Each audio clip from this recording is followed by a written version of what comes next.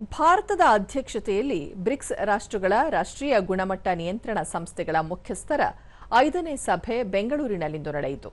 ಭಾರತೀಯ ಮಾನಕ ಬ್ಯೂರೋ ಆಯೋಜಿಸಿದ್ದ ಈ ಮಹತ್ವದ ಸಭೆಯಲ್ಲಿ ಕೃತಕ ಬುದ್ಧಿಮತ್ತೆಯಲ್ಲಿ ಗುಣಮಟ್ಟ ನಿಯಂತ್ರಣ ಕುರಿತು ವಿಶೇಷ ಕಾರ್ಯಾಗಾರ ನಡೆಯಿತು.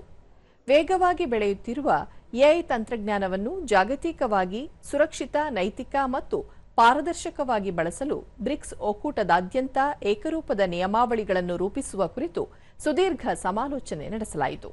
ಸಭೆಯಲ್ಲಿ ಭಾರತೀಯ ಮಾನಕ ಬ್ಯೂರೋ ಮಹಾನಿರ್ದೇಶಕ ಸಂಜಯ್ ಗಾರ್ಗ್, ಕೇಂದ್ರ ಗ್ರಾಹಕ ವ್ಯವಹಾರಗಳ ಇಲಾಖೆ ಕಾರ್ಯದರ್ಶಿ ನಿಧಿ ಖರೆ, ಭಾರತೀಯ ಮಾನಕ ಬ್ಯೂರೋದ ಗುಣಮಟ್ಟ ನಿಯಂತ್ರಣ ವಿಭಾಗದ ಉಪಮಹಾನಿರ್ದೇಶಕರಾದ ರೀನಾ ಗಾರ್ಗ್ ಸೇರಿದಂತೆ ಬ್ರಿಕ್ಸ್ ಒಕ್ಕೂಟದ ಇತರ 10 ರಾಷ್ಟ್ರಗಳ ರಾಷ್ಟ್ರೀಯ ಗುಣಮಟ್ಟ ನಿಯಂತ್ರಣ ಸಂಸ್ಥೆಗಳ ಮುಖ್ಯಸ್ಥರು ಹಾಗೂ ತಾಂತ್ರಿಕ ತಜ್ಞರ ಉನ್ನತ ಮಟ್ಟದ ನಿಯೋಗ ಪಾಲ್ಗೊಂಡಿತು.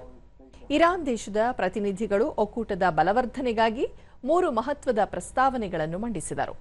ಕೃತಕ ಬುದ್ಧಿಮತ್ತೆ ಮತ್ತು ಸೈಬರ್ ಸುರಕ್ಷತೆಯಲ್ಲಿ ಜಂಟಿ ಮಾನದಂಡಗಳ ಅಳವಡಿಕೆ, ಹಸಿರು ಆರ್ಥಿಕತೆ ಹಾಗೂ ಕಾರ್ಬನ್ ಹೊರಸೂಸುವಿಕೆ ನಿಯಂತ್ರಣ ಮತ್ತು ಬ್ರಿಕ್ಸ್ ದೇಶಗಳ ನಡುವಿನ ವ್ಯಾಪಾರ ಶಿಷ್ಟಾಚಾರಗಳ ಬಲವರ್ಧನೆ ಬಗ್ಗೆ ಚರ್ಚೆ ನಡೆಯಿತು.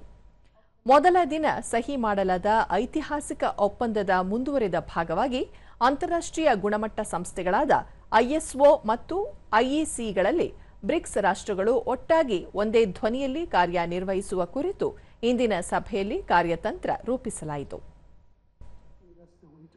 And we support, if I may call that, of the national standards that we develop outside of the...